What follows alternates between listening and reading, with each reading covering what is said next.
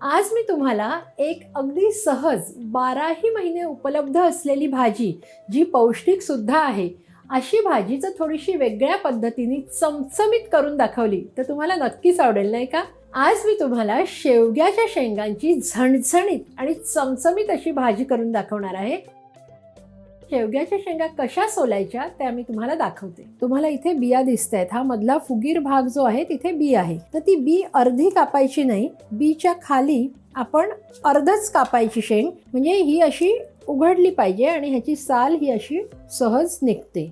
आता ही जी उरलेली साल आहे ती थोडीशी सुरीने आपण काढू शकतो. काय होतं ना की ही जर साल राहिली तर त्याला कडवटपणा येतो.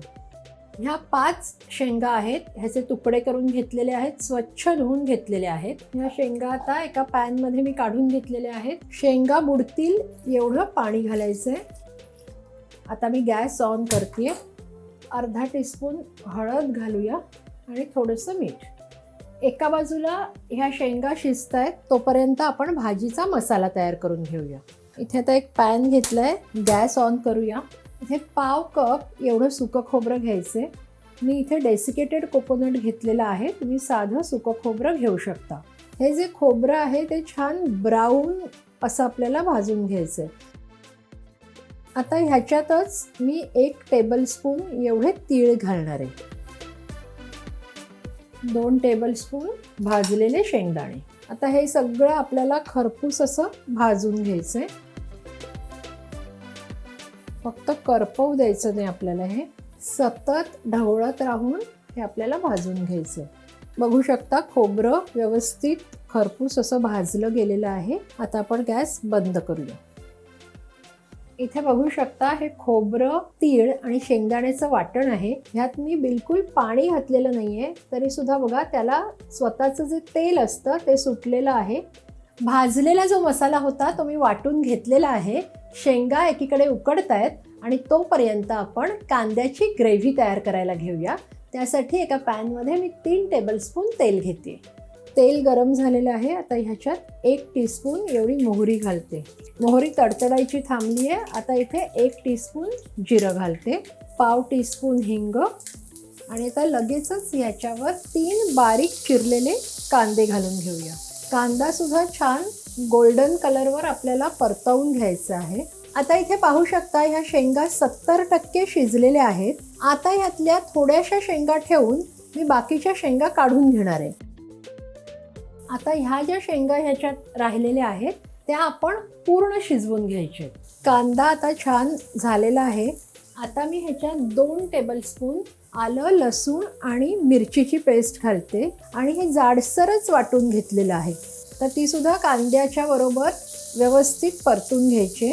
त्याचा कच्चेपणा जाईस्तोवर आपल्याला हे परतायचे. आलं लसूण सुद्धा छान परतून झाले. आता ह्याच्यात मी 2 बारीक चिरलेले टमॅटो घालणार आहे. टमॅटो सुद्धा छान आपल्याला मऊ असे शिजवून घ्यायचे. आता ह्यात घालूया बारीक चिरलेली कोथिंबीर. कोथिंबीर घातल्यानंतर ह्याच्यावर झाकण ठेवून एक 4-5 मिनटं टमॅटो मऊ होईपर्यंत शिजवून घेऊया. आता इथे बघू शकता ह्या शेंगा पूर्ण शिजलेल्या आहेत. आपण दाबून बघूया. ही बघा, ह्या पूर्ण शेंगा शिजलेल्या आहेत. आता मी गॅस बंद करते. आता हे उघडून पाहूया. आता ह्याच्यात आपण मसाले घालूया.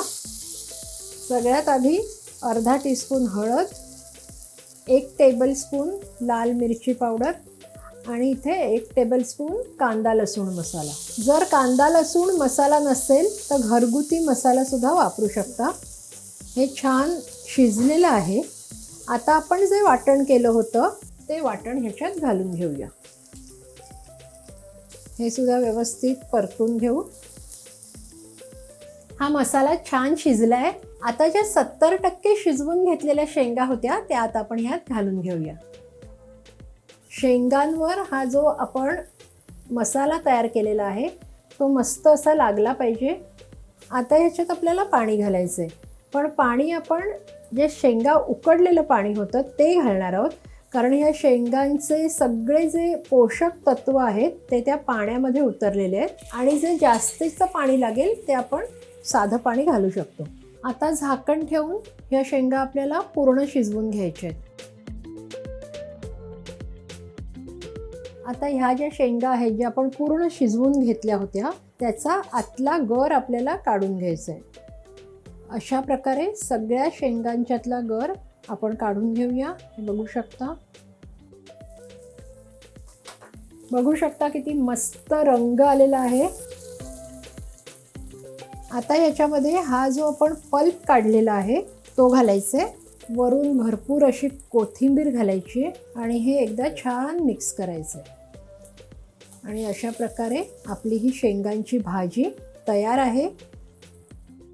हा तुम्ही अगदी भाकरी चपाती बरोबर खाऊ शकता.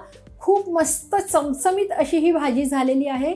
आणि जसं तुम्हाला माहिती आहे की शेंगांमध्ये कॅल्शियम, आयर्न, पोटॅशियम, भरपूर विटॅमिन्स आहेत.